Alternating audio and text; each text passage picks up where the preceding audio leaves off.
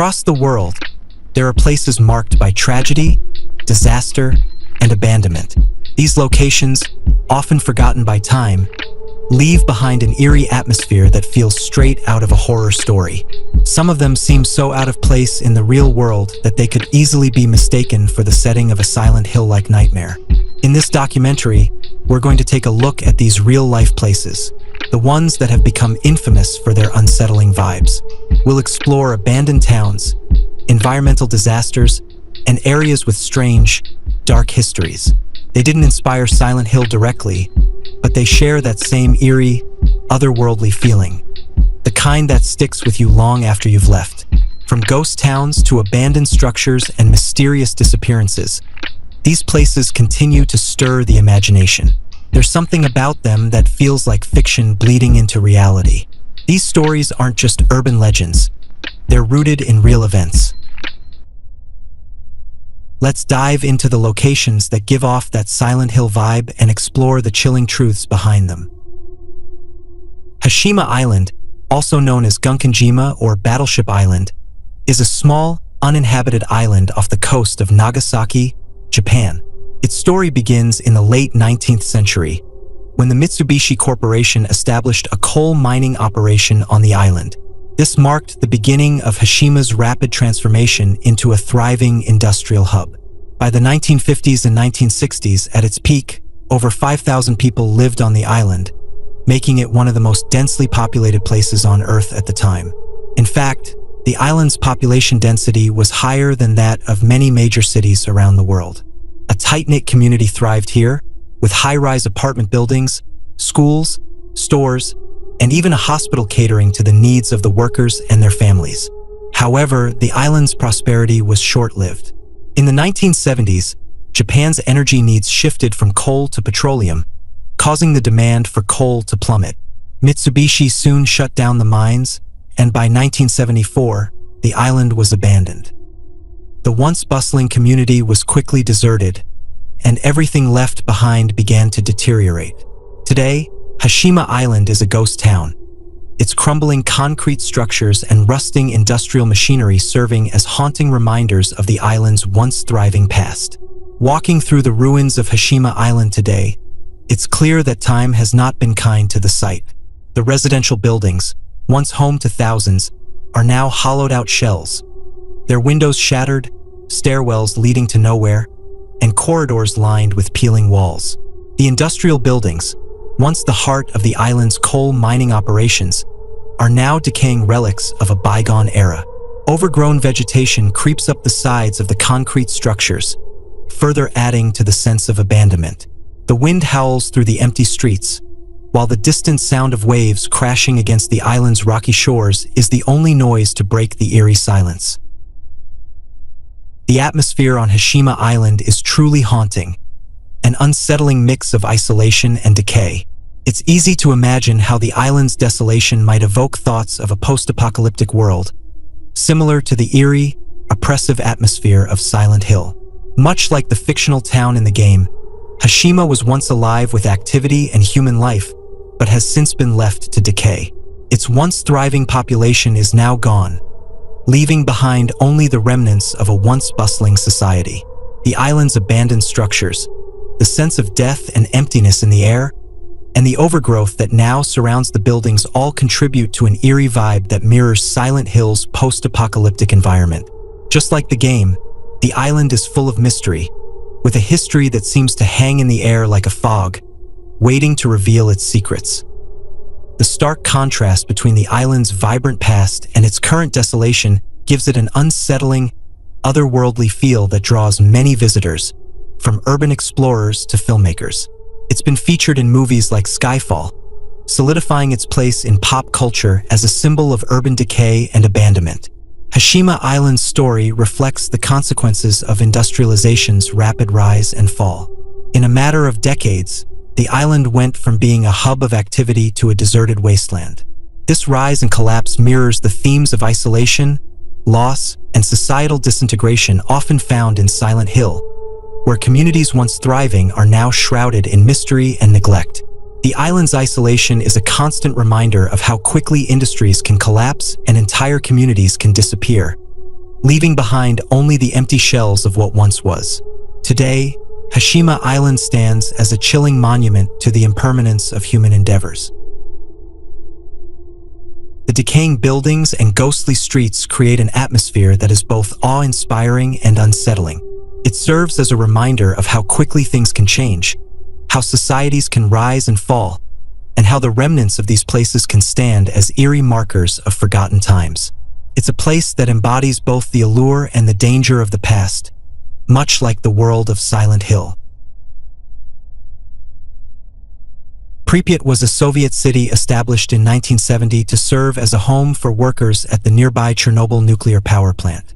Located just a few kilometers from the plant, Pripyat was designed to be a modern and ideal community, complete with schools, hospitals, a central shopping mall, an amusement park, and even a swimming pool. At its peak, the city was home to around 50,000 people, including engineers, scientists, and plant workers, who lived in a place that felt both futuristic and well-equipped for daily life.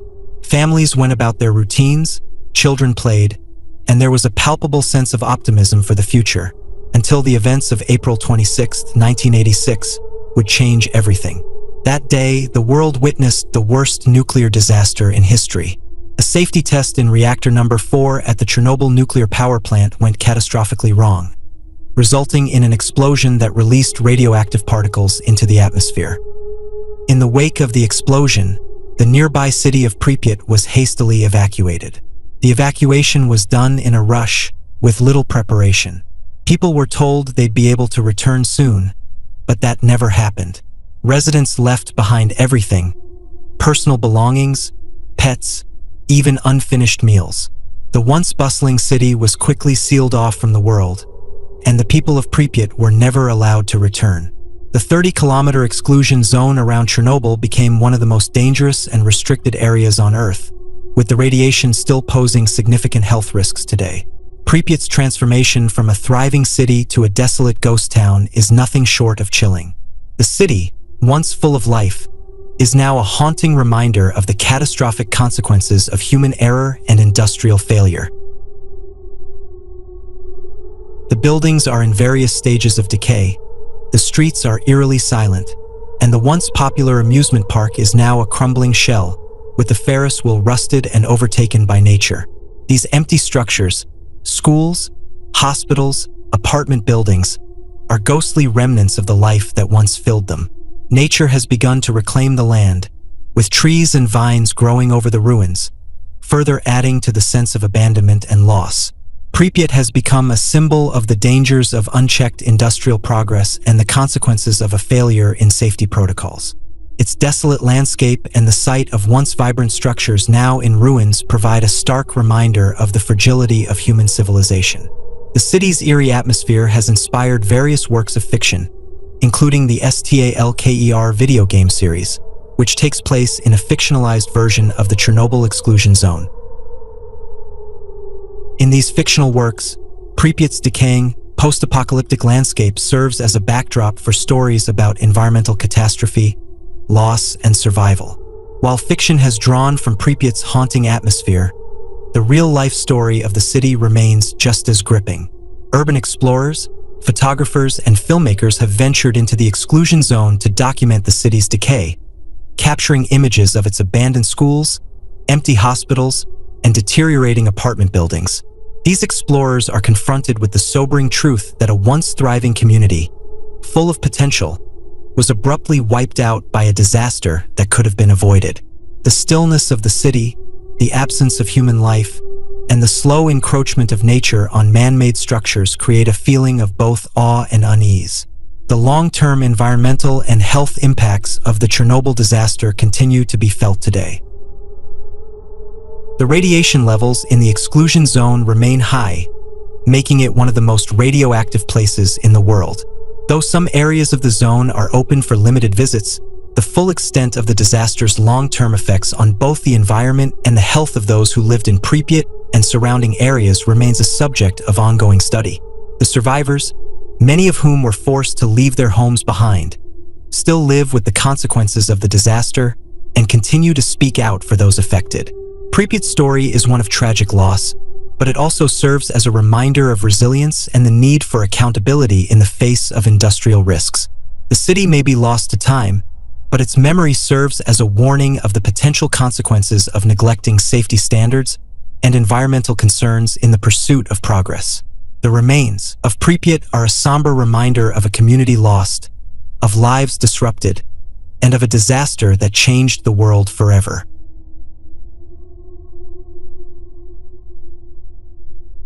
The Dyatlov Pass Incident is one of the most chilling and baffling mysteries in modern history. In February 1959, a group of 9 experienced hikers, led by Igor Dyatlov, set off on a skiing expedition through the Ural Mountains in the Soviet Union. Their goal was to reach the summit of Otorten Mountain.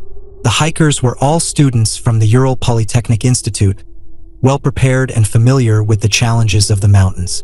What started as a routine trek would soon turn into a tragedy that continues to haunt investigators and spark speculation to this day.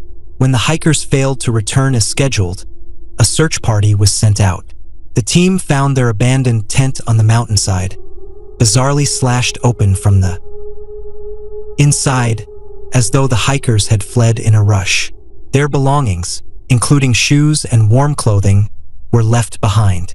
As the search continued, the bodies of the hikers were discovered scattered across the snow, some in positions that suggested they were trying to escape something in a panic.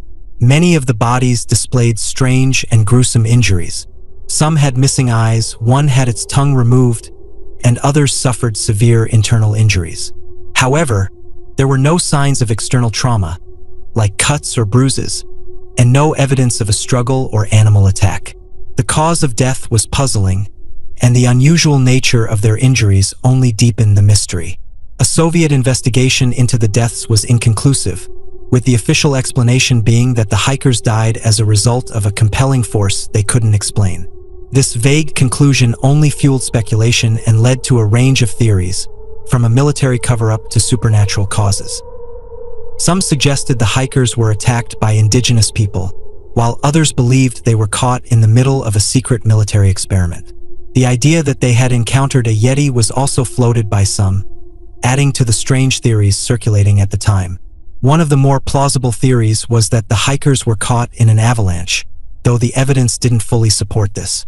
The hikers' injuries didn't match what would typically be expected from an avalanche, and their behavior, fleeing in such a disoriented state, seemed to suggest something far more unusual was at play. In more recent years, a theory involving a katabatic wind has gained some traction. This rare and violent weather phenomenon can cause rapid temperature drops, disorientation, and panic, which could explain the hikers' frantic departure from their tent. However, this theory still doesn't fully account for all of the strange injuries and details surrounding the deaths. The Dyatlov Pass Incident remains one of the world's most enduring unsolved mysteries. The eerie circumstances surrounding the hikers' deaths and the remote, isolated location where it occurred have turned the incident into a focal point for both conspiracy theories and paranormal speculation.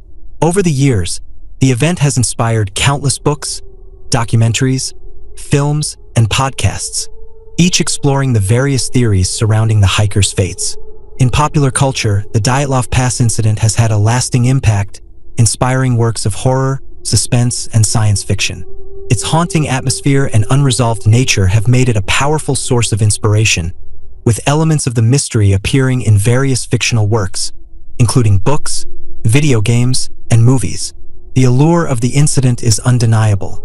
It speaks to the universal human fascination with the unknown and our desire to understand the inexplicable. Despite the passage of time, the mystery of the Dyatlov Pass Incident continues to capture the imaginations of those who seek answers.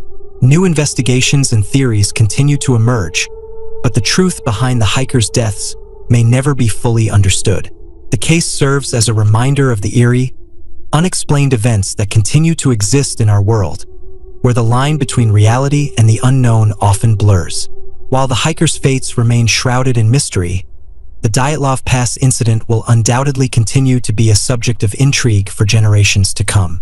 Its impact on both real-life investigations and fiction underscores the enduring fascination with unsolved mysteries and the dark corners of history where truth may forever remain elusive.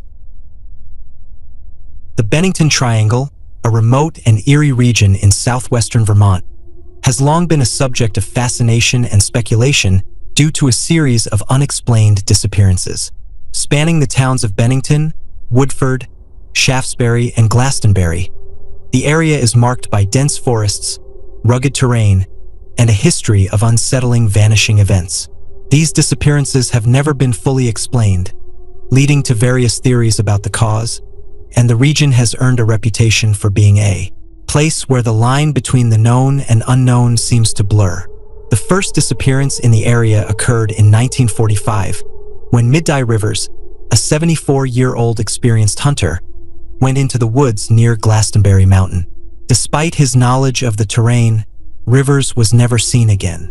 A large search effort turned up no trace of him, leaving his disappearance an enduring mystery. This event set the stage for several other similar disappearances in the years that followed. In 1946, 18-year-old Paula Weldon, a college student, went missing while hiking on the Long Trail near Bennington. She was last seen by a fellow hiker, but when a search was launched, there were no signs of her. Despite an extensive search effort that involved hundreds of volunteers and investigators, Paula's disappearance remains unsolved. Her case was one of the most baffling, as witnesses claimed to have seen her on the trail, but there was no evidence of where she had gone. Another puzzling case occurred in 1950, when James Tedford, a World War II veteran, disappeared while traveling by bus from St. Albans to Bennington. When the bus made a scheduled stop, Tedford was missing. His belongings, including his coat and suitcase, were still on the seat.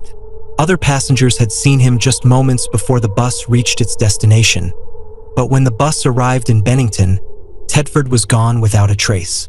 The fact that he had vanished in broad daylight, in the presence of multiple witnesses, added to the mystery surrounding the case. The most mysterious disappearance in the region took place in 1951, when Frida Langer, while hiking with her cousin, fell into a stream and got her clothes wet.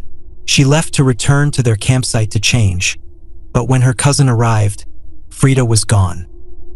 A search was launched, but it wasn't until months later that her body was discovered, just a short distance from the search area, in a place that had already been thoroughly combed. Like the others, her disappearance remained unexplained, and her body's sudden appearance in a previously searched area only deepened the mystery. These disappearances have fueled numerous theories about what might have caused them, ranging from plausible to highly speculative. Some suggest that the Bennington Triangle could be the site of a natural phenomenon, such as quicksand, hazardous wildlife, or extreme weather conditions, which could have contributed to the disappearances. Others believe that the region may be hiding something more unusual, a portal to another dimension, extraterrestrial activity, or cryptid creatures like Bigfoot. The area's folklore adds another layer of intrigue. The region was once inhabited by the Mohican people, and stories of spirits or mysterious creatures that protect the land are still passed down. Some have suggested that these ancient legends could be tied to the disappearances, pointing to the idea of a supernatural force at work, something beyond human understanding. Whether or not there's any truth to these stories, the blend of the unknown and the real makes the Bennington Triangle an unsettling and mysterious place. Despite the various theories, the truth behind these disappearances remains elusive. While some believe the disappearances could be linked to criminal activity or mental health issues that led individuals to wander off into the wilderness, the eerie nature of the cases makes it hard to rule out other possibilities. Some believe that the remote nature of the area may have created an opportunity for foul play, while others point to the strange and unsettling circumstances surrounding each case. Today, the Bennington Triangle continues to capture the imagination of people interested in unsolved mysteries and unexplained phenomena. The region is a popular subject for conspiracy theorists, paranormal investigators, and curious tourists, all drawn to the stories of those who vanished without a trace. The eerie atmosphere of the woods, combined with the lingering mystery of the disappearances, has turned the Bennington Triangle into a modern-day legend, inspiring books, documentaries, and even online discussions about what might have happened in those woods. While many questions remain unanswered, The Bennington Triangle's legacy as a place of mystery and intrigue is undeniable. Whether viewed through the lens of folklore, criminal investigation, or the supernatural, the area's dark history continues to captivate those who are drawn to the unknown. The disappearances in the Bennington Triangle have become part of the broader lore surrounding unexplained vanishings, and the region remains a place of enduring fascination for anyone looking to understand the mysteries that still defy explanation. Thank you for watching. Don't forget to subscribe to Investigations Worldwide and hit the bell icon to stay updated with our latest documentaries.